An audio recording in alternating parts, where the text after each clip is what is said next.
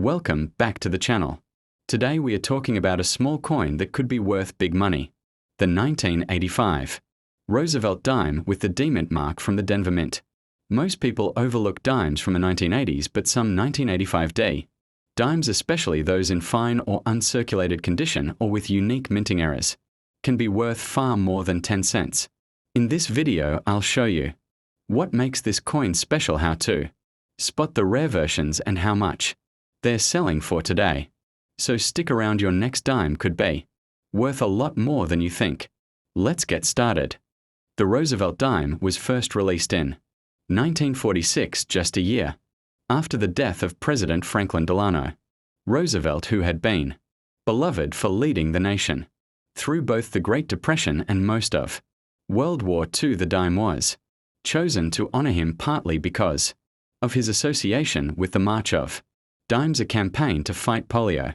The design by John Arsenic featured Roosevelt's profile on the obverse, while the reverse carried a flaming torch flanked by olive and oak branches symbolizing liberty, peace, and strength. By the time 1985 rolled around, the dime had long since lost its silver composition. Instead, it was made of a copper core with a copper nickel cladding, also known as a clad coin. The design stayed faithful to Sinek's vision, but the materials reflected a modern minting economy, one where intrinsic metal value would never again exceed face value. In 1985, the Denver Mint produced an enormous number of Roosevelt dimes, around 587,979,970 coins in total. That staggering figure means that these dimes are considered common circulation issues, not rare or low mintage pieces. Still, Denver had a reputation for sharp, clean strikes and collectors. Note that the 1985 D coins often exhibit good overall detail. However, because of their sheer abundance, most of these dimes are only worth a modest premium unless they're in exceptional condition or feature an error. Even so, a 1985 D dime serves as an important representation of how the US Mint was operating in the mid-1980s, a period marked by technological improvements in die production, high-speed minting, and the early use of modern coin quality control systems for collectors interested in so-called or grade 40 range coins. This year gives an accessible example to study where patterns and strike quality without spending a fortune. Now let's decode what fine condition, or what some collectors refer to as grade 40, really means. On the Sheldon grading scale, which ranges from 1 to 70, a grade around 40 generally falls in the extremely fine XF to about uncirculated range. It's not a pristine mint state coin, but it's much better than the heavily circulated pieces you might find in spare change. For a 1985 D dime in fine condition, the high points of Roosevelt's hair will show noticeable wear, but most lines remain visible.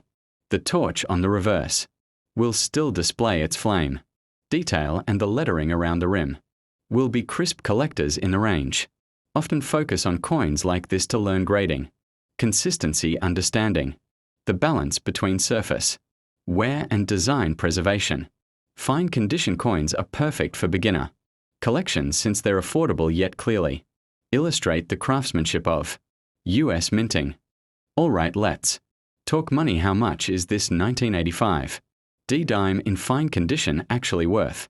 According to the latest pricing data from sources like the NGC Coin Explorer, Graysheet, CDN, and PCGS, Coinfax, a circulated 1985 D dime usually falls in the 10 cents to $0.35 range for average fine grades. That's right, most examples are still worth only face value or slightly above. However, value doesn't always mean rarity. It also reflects collector interest, strike quality, and preservation. Dimes with strong luster or error characteristics, such as off-center strikes, clipped planchets, or die cracks, can rise dramatically in price, but under typical circumstances, fine condition 1985 D dimes remain among the most affordable US coins to collect. This makes them great teaching tools for collectors working to understand the Transition from silver to clad coiner. If you're serious about tracking your coins, real-time values you'll want to use a coin price subscription service. Websites like Graysheet, CDN, PCGS, Coinfax, and NGC Coin Explorer offer up-to-the-minute valuations, auction data, and population reports. Subscribing to these platforms gives you a powerful edge. You can see how many coins exist at each grade, which helps you gauge rarity more accurately.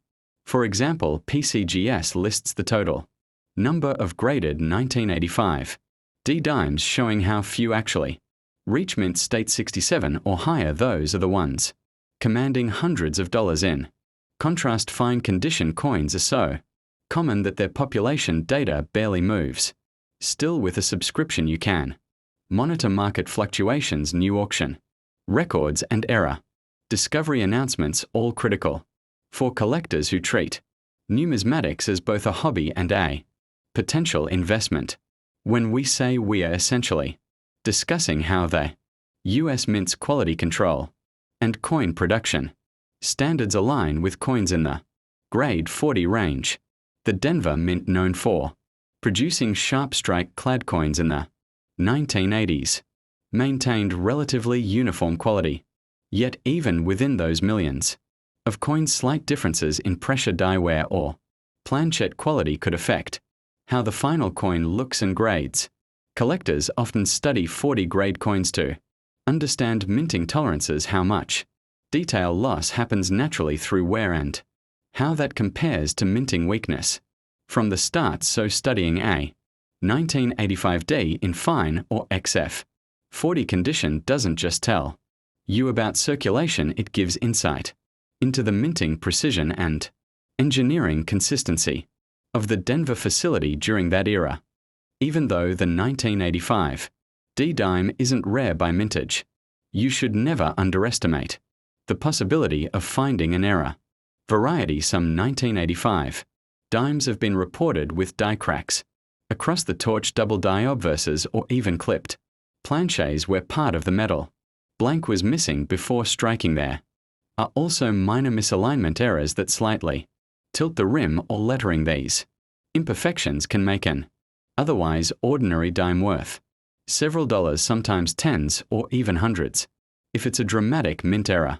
That's why collectors often keep a magnifying glass or digital microscope handy. A subscription to PCGS or NGC helps verify if a discovered error matches known varieties, and you can even submit your coin for professional authentication and grading, which locks in its value for future resale. To put things into context, the 1985D stands in stark contrast to some of the truly valuable Roosevelt dimes, such as the 1949S, 1964 silver issues, or the 1982 No P variety, which can be worth hundreds or even thousands of dollars. But the 1985 DS story isn't about rarity, it's about representation. It shows the evolution of America's coinage system from silver to base metal and represents how modern minting operates at scale. In the range, this coin is an ideal benchmark for training your eyes to recognize where patterns, judge strike sharpness, and understand how the numismatic market assigns value beyond mere rarity. Many collectors start with coins like this and through careful study build the foundation for identifying and appraising far more valuable pieces later. So what's the takeaway? The 1985D Roosevelt dime may only be worth a few cents in fine condition, but its educational and collectible value far exceeds its monetary one. It's a coin that connects you to America's minting legacy, the technological progress of the Denver facility, and the beauty of everyday numismatic art. If you're collecting coins in the all-fine range, don't dismiss these modern clad issues. They're where your eye for grading and your love for the hobby really sharpen.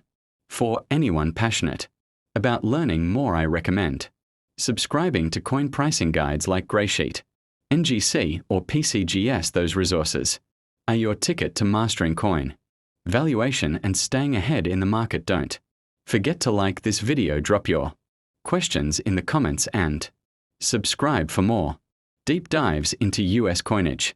Until next time, keep those magnifiers close and your curiosity even close. Thanks for watching.